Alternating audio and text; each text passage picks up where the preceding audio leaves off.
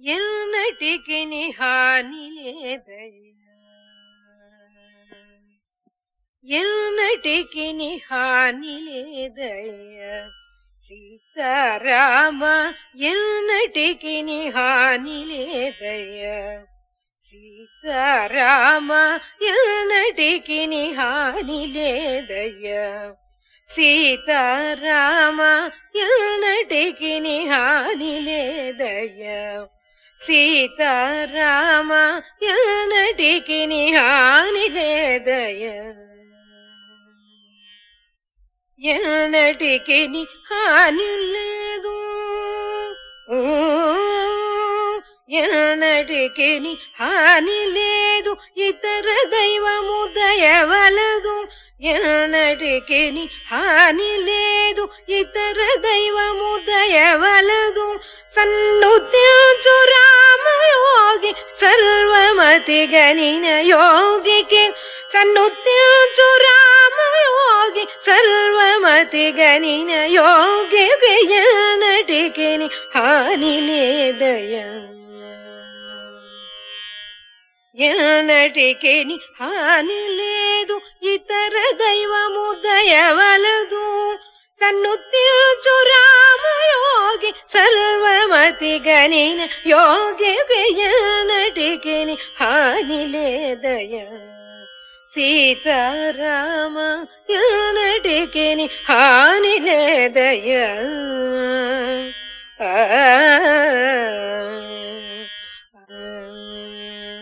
శ్రీశ్రవణ ఛానల్కి శ్రోతలందరికీ కూడాను మరొక్కసారి స్వాగతం. ఈరోజు మనం విన్న ఈ రామదాసు కీర్తన కామవర్ధని రాగంలో కూర్చోబడిందనమాట. చాలా చక్కటి పాటని మనం విన్నాం. ఇప్పుడు యోగ వాసిష్టంలో నిన్న వశిష్ఠుల వారు, దేవా సూర్యుడు నీళ్లలో ప్రతిబింబిస్తే కొంచెం కాంతి తగ్గుతుందేమో కానీ అసలు మెరవకుండా ఉంటాడా అంటూ అడిగారు.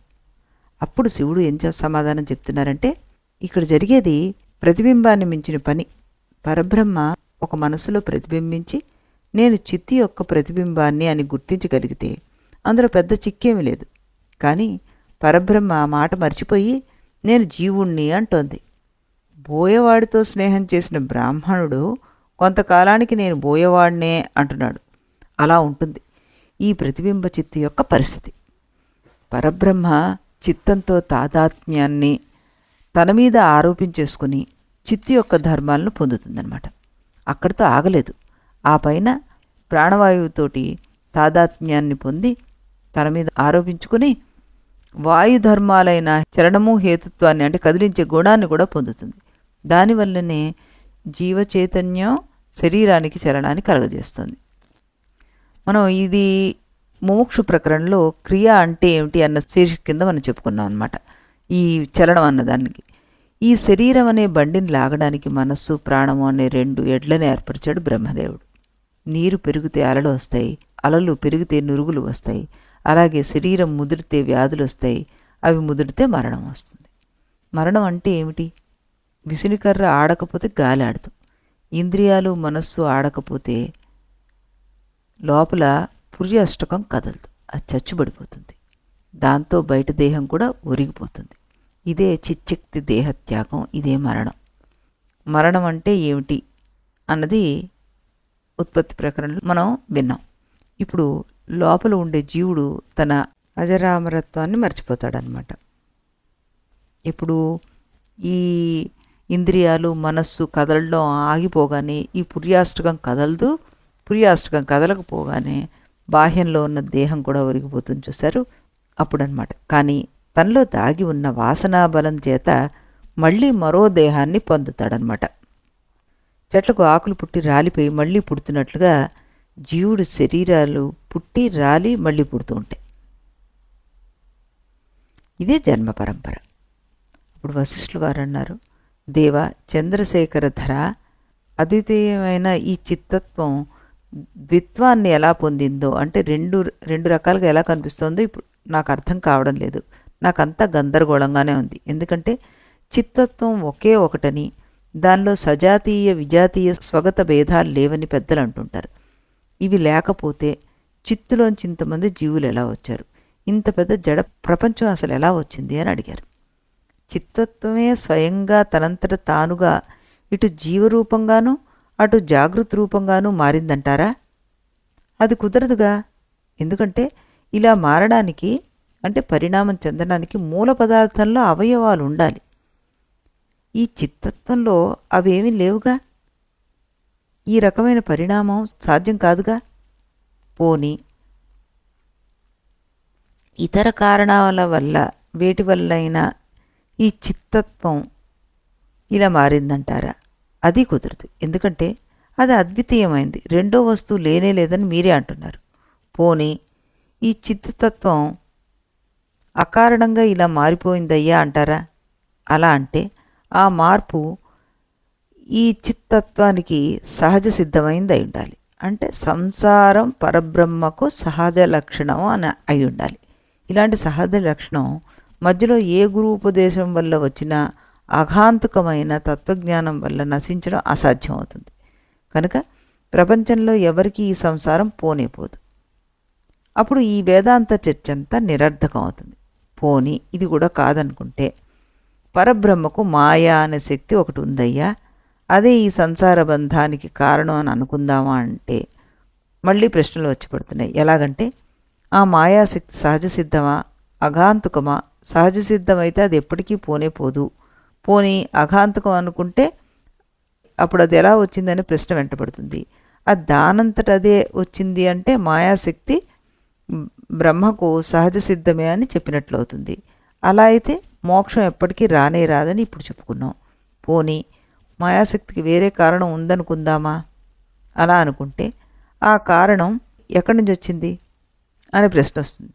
ఏదో ఒక సమాధానం చెప్తే అది ఎక్కడి నుంచి వచ్చింది అనే ప్రశ్న వస్తుంది.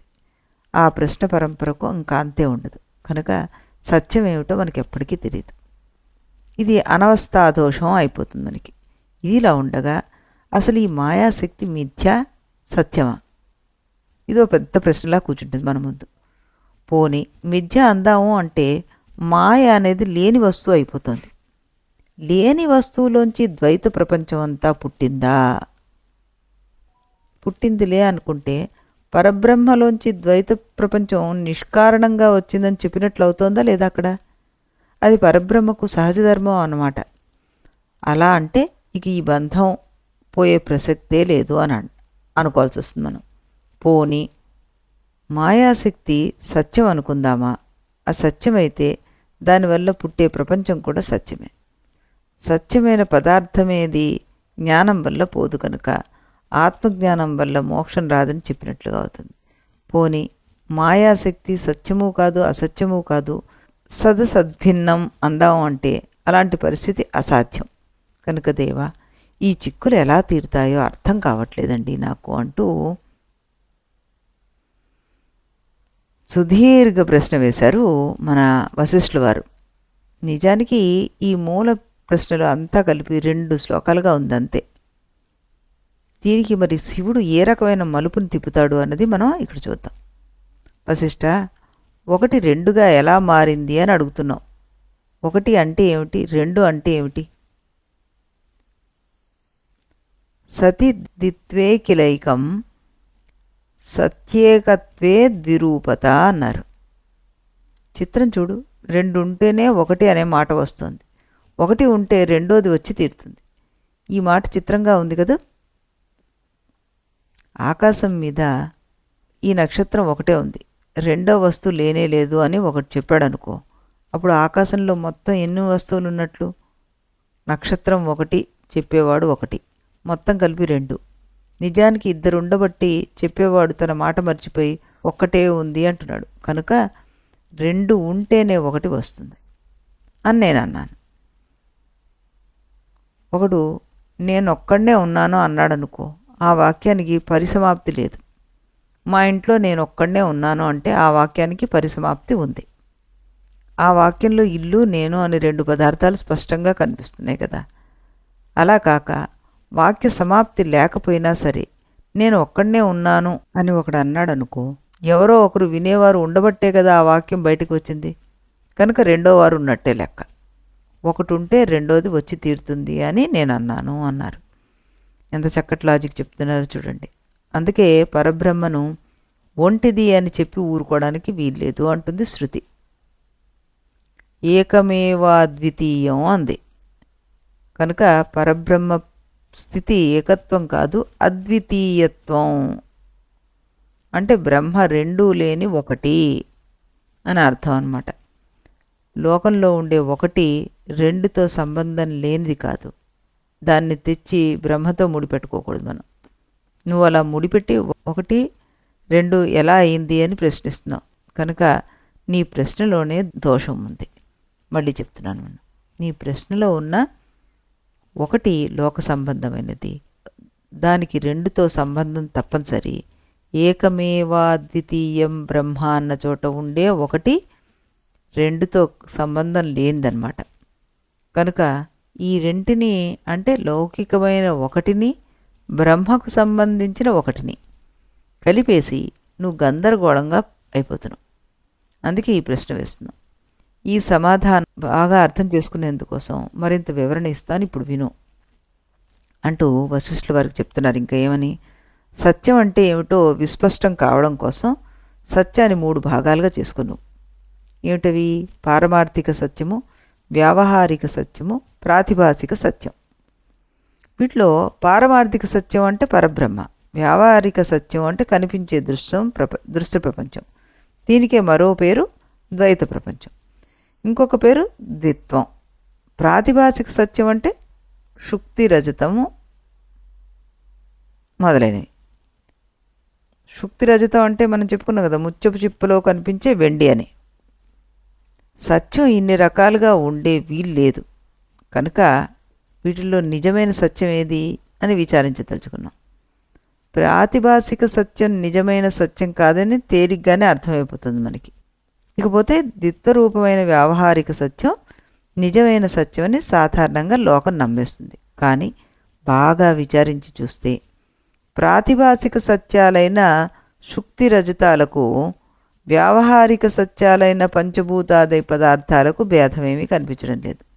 అందువల్ల ద్విత్వరూపమైన వ్యావహారిక సత్యం కూడా అసత్యమే అని మనకు తేలిపోతుంది. కాగా ఇతర ప్రమాణాల సహాయం కూడా కలుపుకొని పారమార్థిక సత్యమైన పరబ్రహ్మ ఒక్కటే నిజమైన సత్యం అని తేలిపోయింది మనకి. అదొకటే సత్యమైతే మరి ఈ ద్విత్వం ఎక్కడి నుంచి వచ్చింది అనే ప్రశ్న మళ్ళీ మనకి బయలుదేరుతుంది. ఈ ప్రశ్నకు అర్థం ఏమిటంటే, ద్విత్వ ప్రపంచము ప్రాతిభాసిక ప్రపంచము సత్యాల్లాగా ఎందుకు కనిపిస్తున్నాయి? ఈ విషయాన్ని మనసులో పెట్టుకునే వేదమాత పరబ్రహ్మంలోంచి మిగిలిన 2 ప్రపంచాలు వచ్చాయి అంటూ చెప్పింది. ఆ మాటకు అర్థం ఏమిటంటే, పరబ్రహ్మంలో ఉన్న సత్యత్వాన్ని, సత్తును, ఉనికిని తెచ్చి ద్విత్వంలో మనమే ఆరోపించుకున్నందువల్ల ఈ ద్విత్వం సత్యంలాగా కనిపిస్తోంది అని. నువ్వు కూడా ఒక్కటే సత్యమైతే ద్విత్వం ఎలా వచ్చింది అనే ప్రశ్న వేశావు. కానీ ఈ ప్రశ్నకు గల అసలైన అర్థాన్ని మర్చిపోయావు. 1, 2 అన్న అంకెలను మాత్రం పట్టుకూర్చున్నావు. అందుకే నీకు శృతివాక్యాలన్నీ అతకని బొంతలా కనిపిస్తున్నాయి. ఇప్పుడు ఆలోచించు వశిష్ఠ, 1లోంచి 2 ఎలా వచ్చింది అన్న నీ ప్రశ్న. ఈ ప్రశ్నలోని 1 పరబ్రహ్మకు సంబంధించింది, నీ మనసులో ఉన్న 1 ద్విత్వ ప్రపంచానికి సంబంధించింది. 2 అనేది లేకపోతే ఈ 1కి అస్తిత్వం లేదు. పరబ్రహ్మంలో ఉన్న 1 ఇది కాదు. దానికి దీనికి ఒకే పేరు పెట్టుకుంటే గందరగోళం వస్తుంది. ఈ దృష్టితోనే వేదమాత పరబ్రహ్మలో ఉన్న 1కి పేరు మార్చి అద్వితీయం అంది. ఈ విషయం బాగా అర్థమైతే నువ్వు చేసిన చర్చ మొత్తం నిరర్థకమే. దీన్ని బాగా అర్థం చేసుకునేందుకు మేము అధ్యారోప అపవాద ప్రక్రియను ప్రవేశపెట్టాం. అధ్యారోపము అంటే అవిద్య అనే ఉపాదాన కారణానికి కామకర్మ వాసనాది నిమిత్త కారణాలు జత కావడం. ఆకాశ, వాయువు, అగ్ని, జల, భూములు అనే క్రమంలో సూక్ష్మ సృష్టి జరిగిందని చెప్తాం. ఆ తర్వాత పంచీకరణం జరిగి స్థూల సృష్టి ఏర్పడిందని చెప్పాం. ఇక్కడితో ఆగలేదు, మళ్ళీ అపవాద ప్రక్రియ కూడా చెప్పుకొచ్చాం. ఈ ప్రక్రియలో రివర్స్లో అన్నమాట. నీ ఇంద్రియాలకు ఏ స్థూల పదార్థం అనుభవానికి వచ్చినా దాని మూల రూపం ఏమిటో విచారించమన్నాం. స్థూల పదార్థాలన్నీ స్థూల పంచభూతాల్లోంచి వచ్చాయి, అవి సూక్ష్మభూతాల్లోంచి వచ్చాయి, అవి అవిద్యలోంచి వచ్చాయి. ఆ అవిద్యకు ఆధారం లేదు, అవిద్య అసలే లేదు. కనుక నిజంగా ఉన్నది పరబ్రహ్మ ఒక్కటే అన్నాం. అధ్యారోపం యొక్క మొదట్లో పరబ్రహ్మతో బయలుదేరాం, అపవాదంతో చివరిలో మళ్ళీ పరబ్రహ్మ దగ్గరికి వచ్చేసాం. ఇదొక్కటే సత్యం అన్నాం. అంటే ఈ మధ్యలో ఉన్నవన్నీ కూడాను కల్పితాలు అనే కదా అర్థం. అధ్యారోపంలో కొన్ని మెట్లు కట్టి అపవాదంలో వాటిని కూల్చేసాం. నిజానికి ఈ కట్టడం కూల్చడం అన్నవి కూడా కల్పనే. ఇది సాధకుడి యొక్క భావన దార్ఢ్యం కోసం ఏర్పాటు చేసిన కల్పన. వివరణ కోసము సాధన కోసము ఏర్పాటు చేసిన కల్పనను పట్టుకుని అంత చర్చ చేసేసావు. ఇదేం తెలివి? కనుక వశిష్ఠ, పారమార్థిక వ్యావహారిక ప్రాతిభాసిక సత్య వ్యవస్థను అంగీకరించిన తరువాత, అలాగే అధ్యారోప అపవాద ప్రక్రియను భావనా సౌకర్యం కోసం అంగీకరించిన తర్వాత బ్రహ్మలోంచి జగత్తు వచ్చింది అనే మాటకు అపార్థ కల్పన చేసే అవకాశం లేదు. పరబ్రహ్మ ఒక చక్కటి తీగ అనుకుంటే ఈ ప్రపంచం అంతా దాని కొమ్మలు, రెమ్మలు, చిగుళ్ళు, పూళ్ళు మాత్రమే. ఇకపోతే అధ్యారోప ప్రక్రియలో కల్పన చేసి చెప్పిన జగజ్జీవేశ్వర భేదం నీ మనస్సులో ప్రబలంగా నాటుకుని ఉంది కనుక ఈ మొత్తం అంతా కల్పనే అనే వివేకం కల్పించడం కోసం ఈ ప్రక్రియను మరింత వినిపిస్తాను విను అంటూ ఆయన ఏం చెప్తున్నారు? మహావిద్యోపనయన చిద్భవత్యాభిధా సతి సా జీవత్వేన బాహ్యత్వం తదా ద్వీం ద్వివ పశ్యతి అన్నారు. ఏ భేదాలు లేకుండా అద్వితీయంగా ఉన్న పరబ్రహ్మ అవిద్య అనే కళ్ళజోడును పెట్టుకునేసరికల్లా ఆకాశంలో ఉన్న చంద్రుణ్ణి ఇద్దరు చంద్రులుగా చూసినట్టుగా తనను తానే రెండుగా చూసుకుని అందులో ఒక రూపానికి జీవుడు అనే పేరు తానే పెట్టుకుంది. అక్కడితో ఆగిందా? అసలు పరబ్రహ్మనే మర్చిపోయింది. అలా జీవుడనే బాహ్య రూపంలోకి వచ్చేసరికి దానికి ప్రపంచం అంతా తనకంటే భిన్నంగా కనిపిస్తుంది అనమాట. ఇక్కడ వాల్మీకి ఉపనయనం అనే పదాన్ని ఉపయోగించారు. దానికి వ్యాఖ్యాత విచిత్ర వర్ణరంజితోపనేత్రము, రంగురంగుల కళ్ళజోడు అని అర్థం చెప్పారు. ఈ రోజుల్లో కొందరు పాతకాలంలో కళ్ళజోడులు ఎక్కడి నుంచి వచ్చాయండి అంటూ అడుగుతారు. ఉపనయనం అనే పదానికి కళ్ళజోడు అనే అర్థం చెప్పకూడదు అంటూ వాదిస్తారు. అది పొరపాటు. చరక సుశ్రుతాది పురాతన ఆయుర్వేద గ్రంథాల్లో స్ఫటికాభ్రాదులతో చేసిన ఉపనేత్రాలు, కళ్ళజోడుల గురించి వివరంగా చెప్పున్నారు.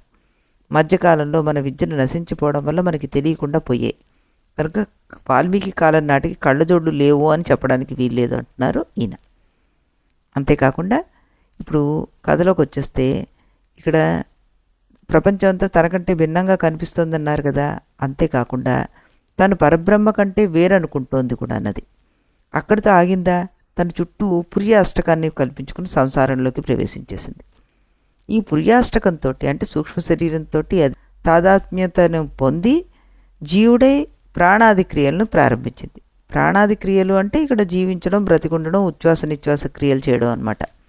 తర్వాత అది సూక్ష్మ శరీరము మీద దృఢభావంతో స్థూల శరీరాన్ని పొందాలనే కోరికను పెంచుకుంటుంది. దానివల్ల తానే స్వయంగా రకరకాల ధ్యానాల రూపాన్ని పొందుతుంది. ఈ విషయాన్ని తా ఇహ వ్రీహి యవాస్తిలా మాషా ఇది జాయంతే అన్నారు. జీవరూపాన్ని పొందిన ఆ పరబ్రహ్మ తాను పొందబోయే దేహానికి అనుకూలంగా ఉండే వరి, యవలు, నువ్వులు, మినుములు మొదలైన ధాన్య రూపాన్ని పొందింది. ఇది వేదవాక్యం కూడా. ఇలా ధాన్య రూపాన్ని పొందిన ఆ జీవి అంతకుముందే స్థూల శరీరాన్ని పొంది ఉన్న మరొక పురుష జీవి యొక్క స్థూల శరీరంలోకి ఆహారం ద్వారా ప్రవేశించి అక్కడ రేతో రూపమై సమయం కలిసి వచ్చినప్పుడు తల్లి గర్భంలోకి ప్రవేశించి అక్కడ స్థూల దేహంగా మారుతుంది. అప్పటి నుంచి ఈ జీవుడు ఆ స్థూల దేహమే అనుకుంటాడు. అలా అనుకుని తన ఇంద్రియాల ద్వారా ప్రపంచాన్ని తనకంటే బాహ్యంగా చూడడం ప్రారంభిస్తాడు. అక్కడి నుంచి జన్మ పరంపరకు పాలవుతాడు. ఈ జన్మ పరంపర అనాది కనుక దీనికి ఎప్పటికప్పుడు పూర్వపురుషుడు ఉంటూనే ఉంటాడనమాట. అప్పుడు వశిష్ఠుల వారు ఇలా చెప్పగానే వశిష్ఠుల వారు ఒక ప్రశ్న వేశారనమాట. దేవా, ఒక జీవి దోమగా పుట్టాడని అనుకుందాం. వాడి యొక్క భావన దోమ అనే శరీరానికి దాని అనుకూలమైన ఆహారానికి అలవాటు పడి ఉంటుంది కదా. అలాంటప్పుడు అలవాటు పడ్డ శరీరం పోయి అలవాటు లేని ఏ గజ శరీరమో రావడం ఎలా సాధ్యమవుతుంది అని అడగగానే శివుడు అన్నారు, అలవాటు అనేది జీవుడి ప్రారబ్ధ కర్మలో భాగం. దాని వెనకాల సంచిత కర్మ ఉంటుంది. ప్రారబ్ధంలో భాగంగా మరణాన్ని కలిగించే ఒకానొక కర్మ యొక్క ఫలం అనుభవంలోకి వచ్చేసరికి మరణం అనే అనుభవం పిడుగులాగా జీవినెత్తి మీద పడుతుంది. దాంతో ఉన్నట్టుండి పాత అనుభవం అంతా మరుపును పడిపోయి సంచిత కర్మ భాగంలో ఎప్పటినుంచో దాగి ఉన్న ఏనుగు శరీర సంస్కారం మొలకెత్తుతుంది అనమాట. ఇది కర్మజీవి యొక్క లక్షణం. అప్పుడు వెంటనే వశిష్ఠుల వారు మరో ప్రశ్న వేశారు. ఎన్నో సంవత్సరాలుగా ఉన్న సంస్కారం ఒకే ఒక్క క్షణంతో ఎగిరిపోవడం ఎలా సాధ్యం? ఎందుకు కాదు? శివుడు అంటున్నారు అనమాట. ఎందుకు కాదు? ఎన్నో సంవత్సరాలుగా ఆకాశంలో చంద్రుడు ఒక్కడే అన్న సంస్కారం కంటి జబ్బు వచ్చేసరికలా ఒక్కసారిగా పోయి ఇప్పుడు 2 చంద్రులు ఉన్నారు అనే అనుభవం కలగడం లేదు. కనుక విరోధి సంస్కారాల వల్ల ప్రబలమైన పూర్వ సంస్కారం క్షణంలో తొలగిపోవడం కొత్త విశేషమేమీ కాదు. అలాగే అద్వైత భావనను దృఢంగా చేసినట్లయితే ప్రపంచం మీద ఎంతో కాలంగా తాను ఆరోపించుకుంటూ వస్తున్న ద్విత్వం తొలగిపోతుంది. అలాగే అకర్తృత్వ భావం చేత చాలా కాలంగా తన మీద తానే ఆరోపణ చేసుకుంటున్నట్లు కర్తృత్వ బుద్ధి పోతుందన్నమాట. అదీ కాక ఎవడైనా సరే తన సంకల్ప బలం చేత తాను తయారు చేసుకున్న ప్రపంచం ఎంత పెద్దదైనా సరే ఆ సంకల్పం నశించిన క్షణంలో నశించి తీరుతుంది. అది సంకల్పించడం అనేది ఒక మానవ ప్రయత్నం. దానికి కొంత శ్రమ సమయం కావాలి. సంకల్ప నాశనానికి అంత శ్రమ అక్కర్లేదు, సమయము కూడా అక్కర్లేదు. సుదీర్ఘమైన స్వప్న ప్రపంచం ఒక్క క్షణంలో ఎగిరిపోవడం మనం చూస్తూనే ఉన్నాం కదా. అలాగే సుదీర్ఘమైన సంసార ప్రపంచం ప్రబలమై ప్రయత్నపూర్వకమైన సంకల్పం చేత ఏర్పడుతుంది. ఆ సంకల్పాన్ని మార్చి అసంకల్పం చేస్తే చాలు, ఎంతలా ప్రపంచమైనా ఒక్క క్షణంలో ఎగిరిపోతుంది అన్నారు పరమేశ్వరుడు. దానికి వశిష్ఠుల వారు ఓ పెద్ద ప్రశ్న వేశారు. మరి ఆ ప్రశ్న ఏంటి, దానికి ఆయన ఏ సమాధానం చెప్పారు అన్నది మనం రేపు ఇదే సమయానికి ఇదే ఛానల్లో రాముల వారి కీర్తన విన్న తర్వాత అప్పుడు చర్చించుకుందాం. అంతవరకు సెలవు.